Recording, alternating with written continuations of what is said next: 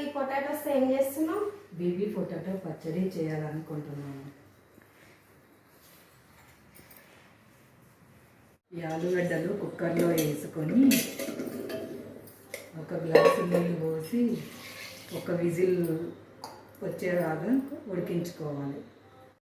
ఉడికించిన ఆలుని పొట్టు తీసుకోవాలి. ఇప్పుడు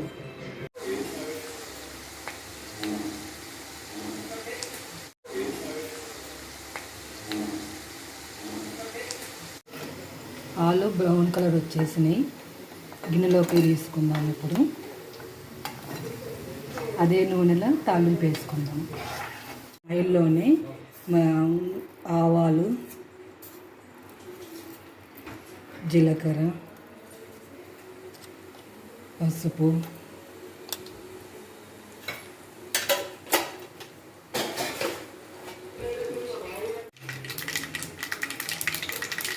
కోసం ఆవాలు, జీలకర్ర వేసాను. అట్లనే ఎల్లుల్లి కూడా వేయాలి.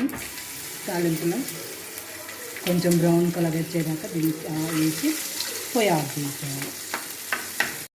తాలింపు చల్లగా అయిపోయింది. ఆలుతో చల్లగా అయిపోయింది.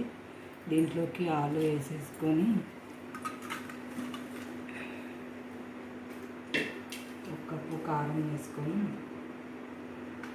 సగం కప్పు ఉప్పు వేసుకొని, కొంచెం జీలకర్ర మెంతులు కూడా వేసుకొని కలిపేసి